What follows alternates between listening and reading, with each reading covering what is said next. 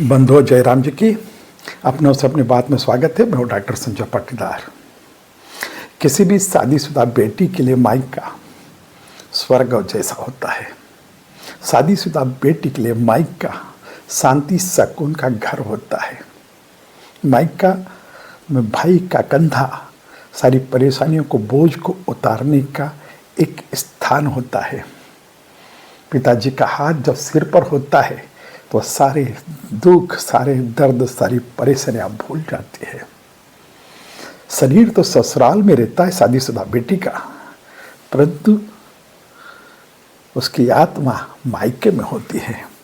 और जब मायके में अत्याचार होता है तब प्रश्न उठना स्वाभाविक है। और यह प्रश्न तब प्रासंगिक हो जाता है जब वह व्यक्ति सार्वजनिक जीवन जीता हो। यह प्रश्न तब महत्वपूर्ण हो जाता है जब वह राज्य का नेता हो। यह अति महत्वपूर्ण तब बन जाता है जब वह वोट के लिए भाई बहन योजनाओं के नाम पर प्रदेश के महिलाओं को बरगलाता हो, महिला सशक्तिकरण के नाम पर वोट मांगता हो। जी हाँ, हम बात कर रहे हैं राष्ट्रीय जनता दल बिहार के लालू प्रसाद के बेटे तेजस्वी यादव के। उसने अपनी शादीशुदा बहन, चुनाव हारने के बाद अपनी शादीशुदा बहन को गंदी औरत कहा, गाली गलौज की, घर से निकलने के लिए मजबूर किया। यही नहीं, उस पर चप्पल तक उठाए गए।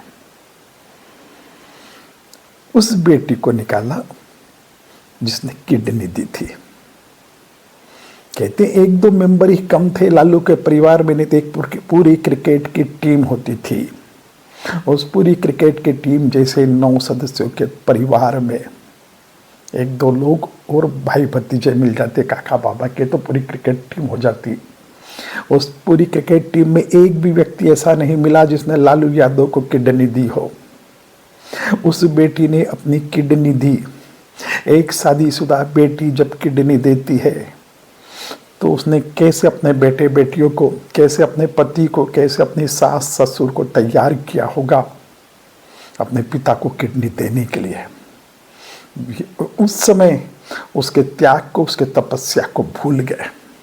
और चुनाव हारने के बाद अपने सलाहकार रमेश और संजय के कहने पर उस बहन को घर से निकलने के लिए मजबूर किया। एक शादीशुदा बहन के लिए मायका कितना महत्वपूर्ण होता है कि एक औरत जान सकती है। जब तुम सार्वजनिक जीवन जीने के लिए वोट मांगते हो महिलाओं के नाम पर, और उसी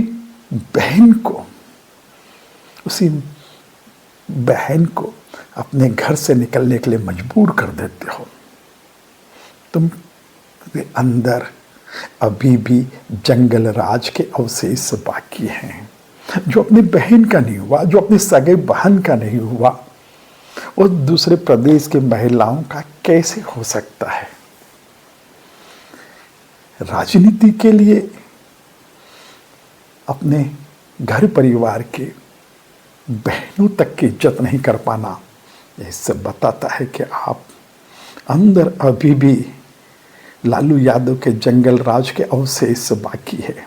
आप भले ही कहते हो कि एनडीए हो या भाजपा हो, जंगल राज के बीते 20 सालों पहले की जंगल राज की बातें करते हैं, परंतु वह अवशेष, उसके कांटे, उसकी चुभन, उसके दंश अभी भी आपके परिवार में है।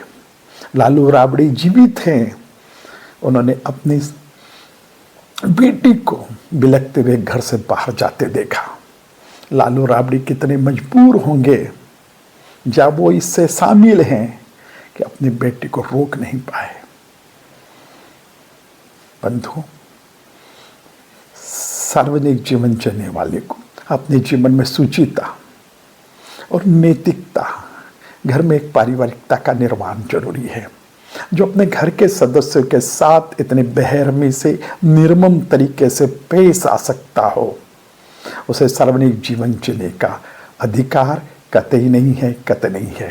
ऐसे लोगों को राजनीति से तो नहीं, कम से कम सामाजिकता से भी दूर रखना चाहिए। बहुत बहुत धन्यवाद, बहुत बहुत आभार।